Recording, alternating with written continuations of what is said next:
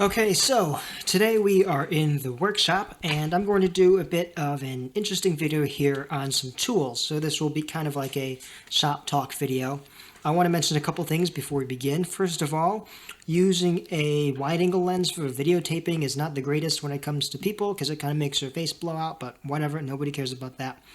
Second of all, I'm sure several of you have already seen my previous video from about a week ago or 2 weeks-ish when I did a video and I recorded my audio on this Sony. This is my TCD5 cassette recorder, and there were a lot of issues with the audio on that video.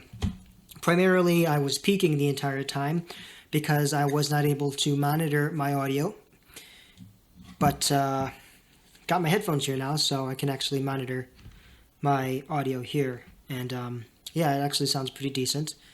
I just realized I have not monitored any audio until just now because my volume was off. But yeah, now that we're at it, I think we should be good, and I will also make sure to map my audio to both channels, so if you're listening with headphones, you hear it in both ears, because right now I have a single microphone plugged into the right side audio jack on this device. But anyway, let's cut to the chase. We're going to be talking about probably the quintessential typewriter tool in any person's typewriter repair kit. And that would be the ever elusive keyring remover pliers. Okay, so a quick little interjection time. Tincture of difficulty with my audio, specifically pertaining to the Sony, which I have here. It's not the Sony in particular that's the problem, it is my adaptation and use of it that is the problem. The erase part is broken, I will say that, which isn't necessarily ideal when you are reusing tapes. Hence why this video got completely bricked. Now somewhere, oh here it is. This is the tape that I was using for both this video that I'm editing now that you'll be watching now, as well as the video on the TTY machine, which is the first time that I brought out the Sony. Now the problem I've been having with the erase head not working is that when I went to use this exact same tape to record audio for a new video, what ended up happening is that the erase head didn't actually erase the original audio track, so there was a little bit of crosstalk between the two, which you could hear in that short snippet of audio. Thankfully, I know what the issue is, and I can erase these tapes separately using a machine similar to this one here, and resolve that problem significantly. Luckily for us, I have the camera close by to what I'm showing you in tool-wise, so I'll be able to use the in-camera audio. It doesn't sound as good, but I can't really claim that the cassette audio sounded that much better anyway. It's just more of a more consistent audio. Now, currently I'm recording this little snippet on my reel-to-reel, which is working fabulously, and if you're interested in hearing more stuff that I've recorded on this wonderful unit, you can actually check out my latest video, which I believe... I don't actually know what my latest video was. Your channel... Ah, yes. How to use a typewriter according to an AI bot. That was my most recent video, and the audio for that video was recorded on this lovely unit here, and it sounds fabulous. Unfortunately, it's not something that I can take out with me and do a whole lot of great videos with, because you can see that there is a significant size difference. So, let's get back to the video. I apologize greatly for the audio issues. It is now the last week of December. I recorded that video back in the end of September, I believe. Maybe early October. So, it's been a while. And the reason it's taken so long is because I'm lazy and I've put it off. And the matching set of keyring putter on-our pliers, or keyring installers, or whatever you want to call them. And yeah, so these are really hard to come by. And for an original set like these, you could expect to pay between $400 and $600 US. Now, I'm borrowing these two pliers from Jack Armstrong at Tampa Typewriter, an incredibly talented repair tech with a very lackluster YouTube channel. So Jack, start making more videos, please. the biggest thing with using the original pliers is the little rubber stopper here, and I will discuss the purpose of that shortly. But over time, those harden up, and I believe the original for these is on the floor. Yeah, right here. And these get hard. And when those get hard, so does the job. So I think I'm going to pull the camera over here now, and we're going to show you these original key pliers. But of course, before I get ahead of myself, I'm not only showing you an original set of keyring pliers, I'm also showing you a set of newly manufactured keyring pliers from Charles Gu at mytypewriter.com. Now, a lot of people have kind of thrown around the idea of making typewriter tools again. And one of the first ones that really came to fruition was this set. This is the Chapman tool set. It's number 0623. And this is the typewriter tool set. I'm not affiliated, but that is my drawing right there. And this is a wonderful screwdriver set with interchangeable slotted screwdriver bits. Now these are not carpenter's bits, they're actually hollow ground. So they have parallel edges on the sides that will grip your screw heads much better and give you the maximum transfer of power without the issues with screwdriver slippage causing things like cam out screws and stripped heads. So if you're working with typewriters to any extent, having this, absolutely necessary. Of course, I also sprinkle in, some carpenter style screwdrivers like the extra long reach ones and a few things here and there, but primarily I do prefer to use the Chapman tool sets. The other screwdriver that is completely necessary is a screwdriver that will actually grip the head of your screws. Now this one was given to me by Garen over at Hot Rod Typewriter Co. And honestly, it's a lifesaver. I never thought I'd be talking about a tool as simple as this, but it's fabulous, and if I have a screw, I'll demo it. I have screws everywhere. Here we go. This is their rear body panel screw of Royal P. And you just push that collar down there, and it holds your screw on. No need for magnets, no worries about it falling off. Of course, if your screw is cammed out because you used the wrong screwdriver, it's not going to work, so use the right screwdrivers, folks. Now, where was I? Yes. So, newly manufactured keyring pliers. A number of people like Josh Demora, as well as Unplugged Typewriter Company, Megan, we're talking about, and throwing around this idea. This is a battery in my pocket. They were talking, Jesus. They're sort of talking about this, the concept of creating specialty purpose typewriter tools from scratch, because it's so difficult to get a lot of these original tools. And when Charles Gu said that he was going to make new keyring pliers, I almost dismissed it, because a lot of people talked about making keyring pliers and it just never happened. Yet a few months later, he is already having people trial test these, and I was like, oh my god, the man did it. So I ordered a set of these just this week. He's already been selling them for quite a while now, and I just kind of put them off because I rarely did any jobs that required me to remove the keytops. And it wasn't that I wasn't getting those jobs, I was just not doing those jobs. There's a lot of risk involved with removing these key rings, especially with breaking the glass. And that's kind of where this rubber stopper comes in. If that stopper is too hard or too soft or just in the wrong position, it will shatter the glass on a lot of these older typewriters. And that's a big problem because it's difficult to cut precision half-inch circles, and it is not ideal to replace them with acrylic.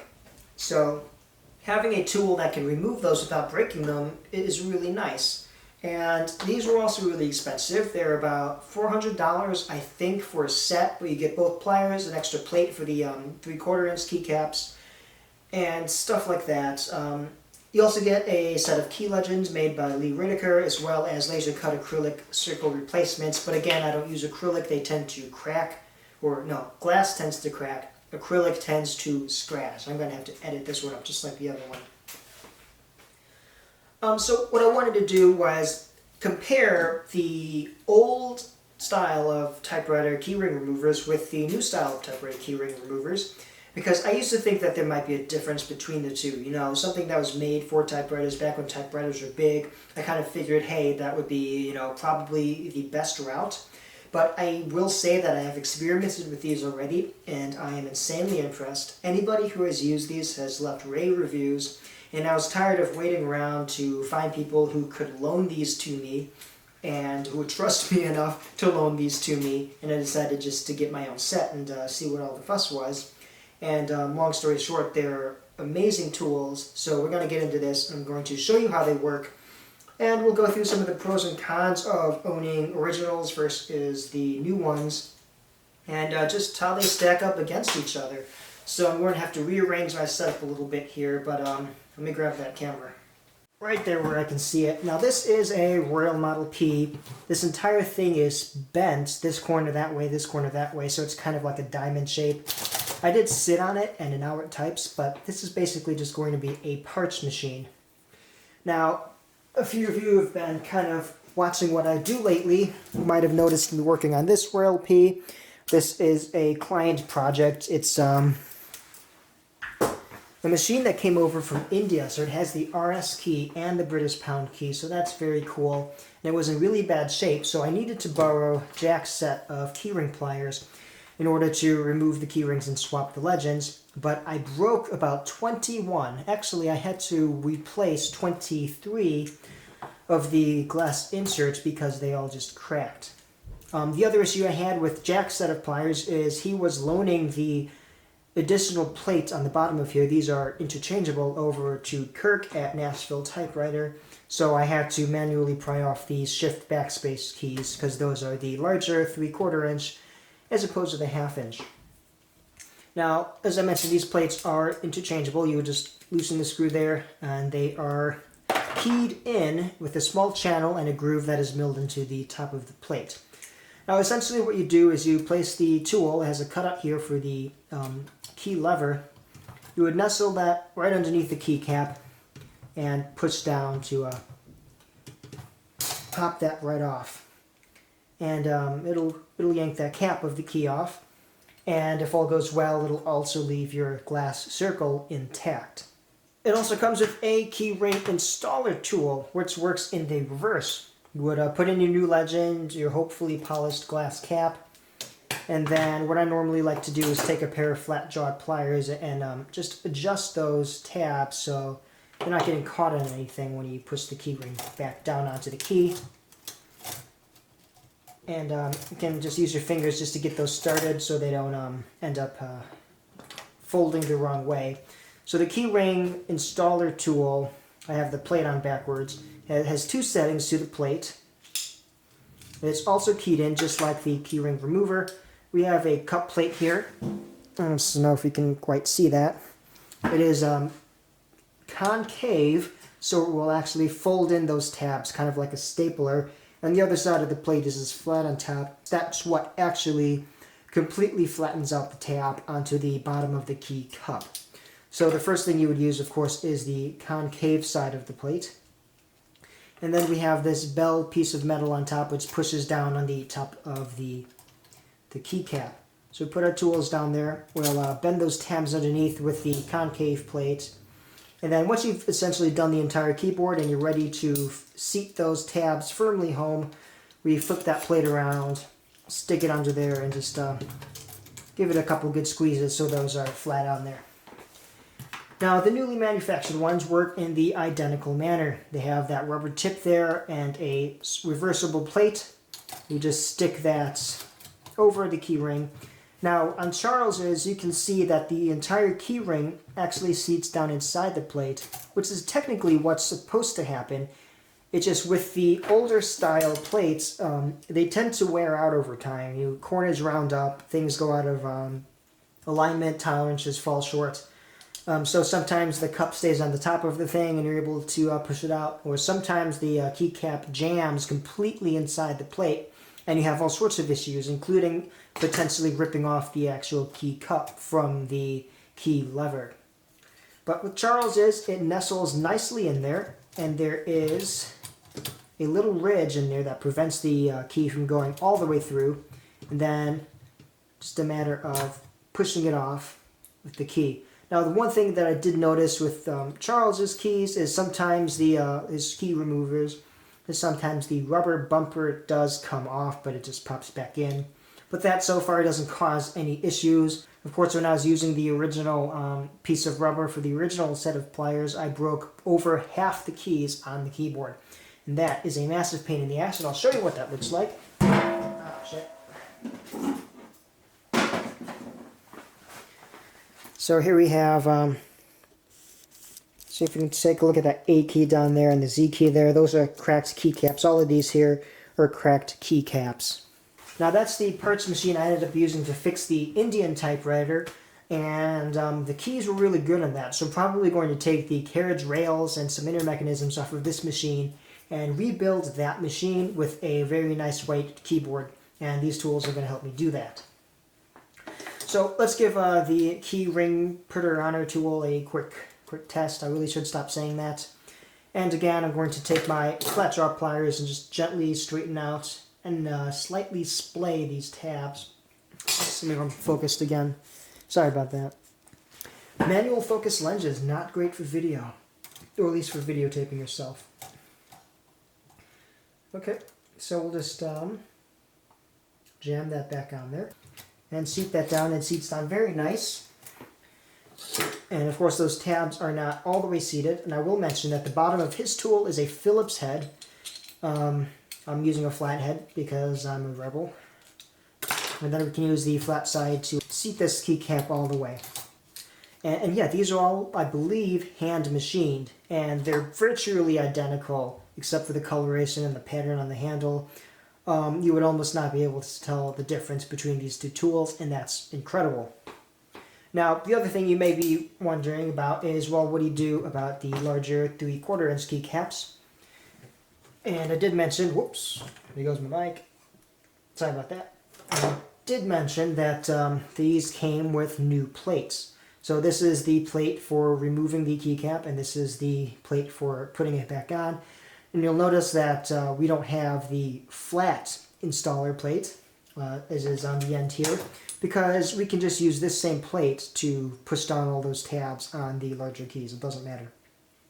So to install that plate, we would just take out the screw completely, and then we got that key channel that's milled into this plate, and the raised groove on there that will index the plate onto the bottom of the tool.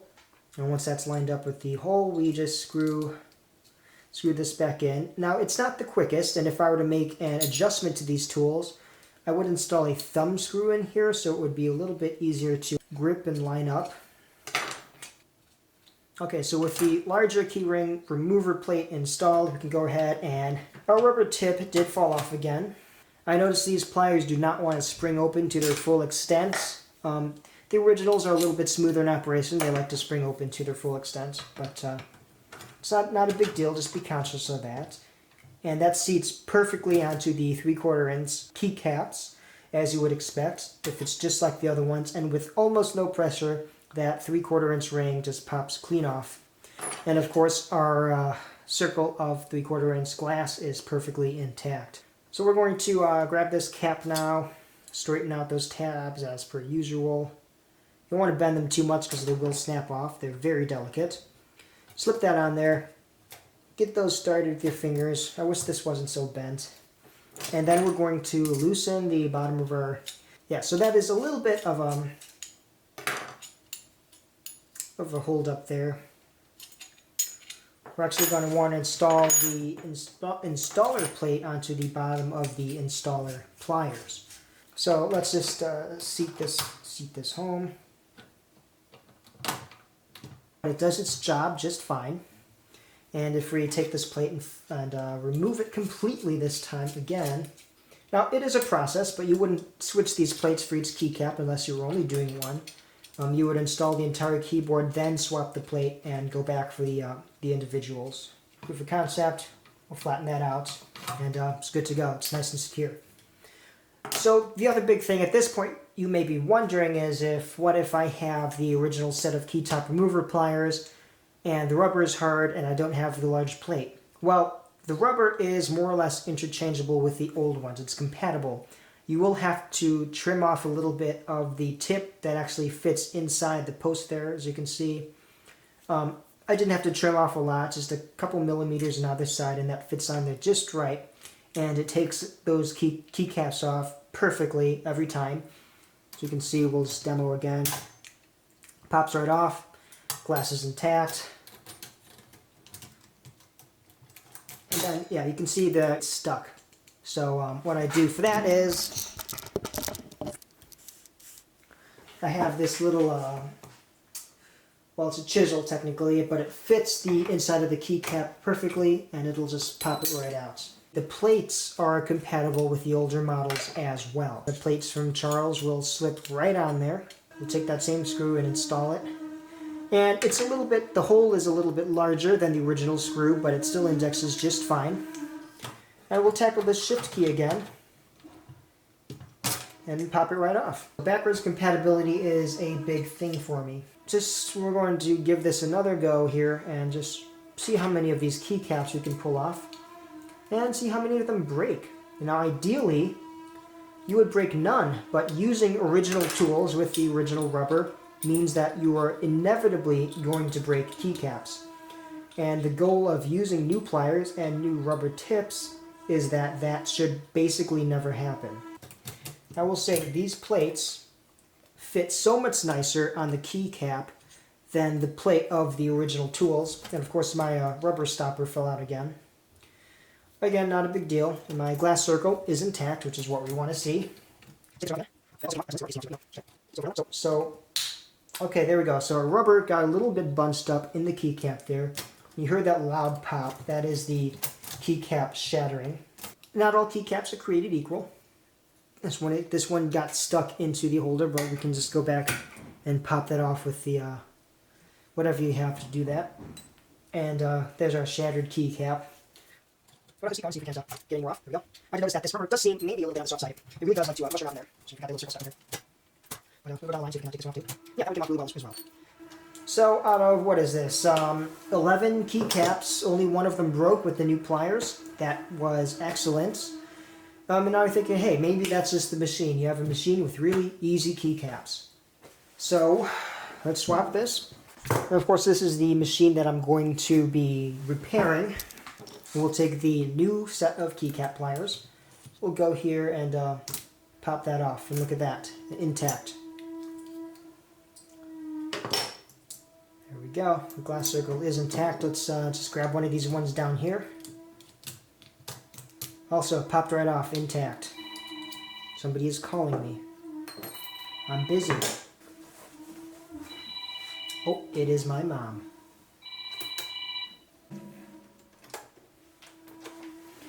Okay, so yes.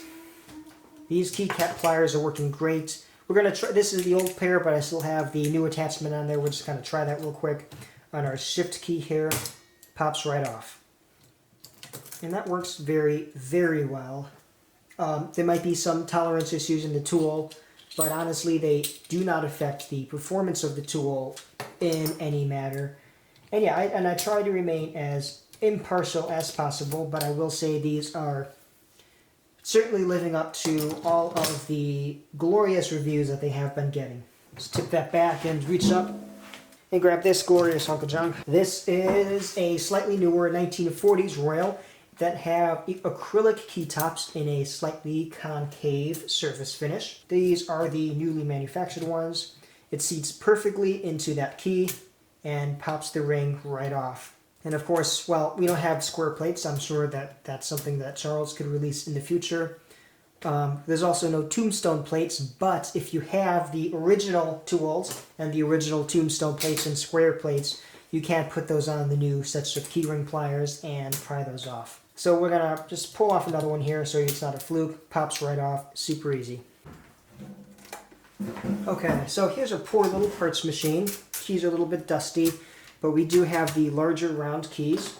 So here's the original tool with the new plate. Just going to seat that under there. And that plate also fits perfectly on these late 30s or early 40s style keycaps, where they're flat on the top of the ring as opposed to rounded on the bottom. And we'll just pop that right off. It did explode a little on me, but the glass circle remains intact. And then we'll, of course, try the brand new set on just the standard circle keys. Alright, a little bit stiffness because the rubber bunched out and kind of covered the top of the cap. But that came out well. These keys are so corroded that the paper legend is fused to the bottom of the glass. Let's give this large plate one more try on the larger key. Slips off without a problem. So the plates are perfectly fitted to these keycaps, and they just work a treat. Okay, so I'm left now here with a large pile of removed key rings and assorted pieces of glass and acrylic.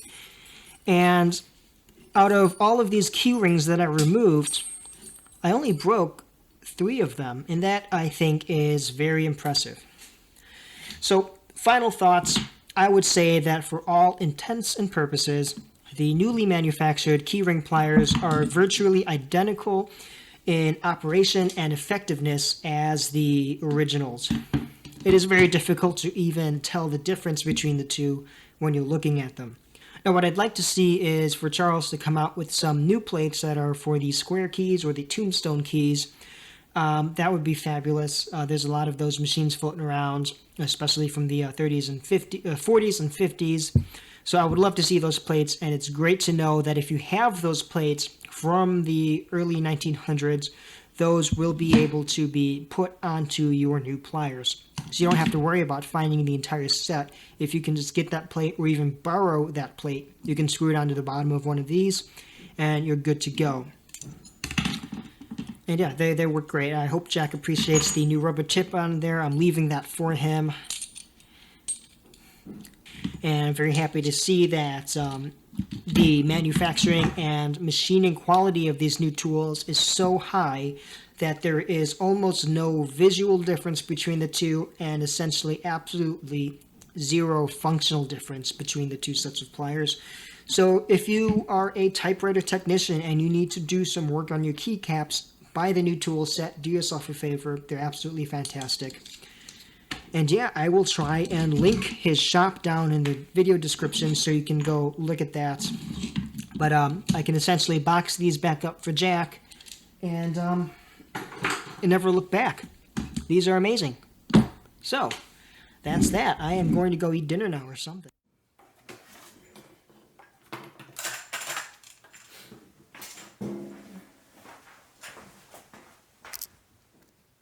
Oh, that's getting stuck. I am not making myself look confident. So, bear with me. No, there's not an actual bear in the room with me. I'm just, it's an expression. It's a figure of speech. Oops, I'm using the wrong plier. Look at that. And I know my camera likes to randomly stop recording. But hopefully we're still going. We're good. We're good. So, if like me, you too are tired of breaking glass keycaps, buy Charles's new keyring remover set. And ooh, even the legend popped out. It was a little violent. Here we go, there's our shift legend.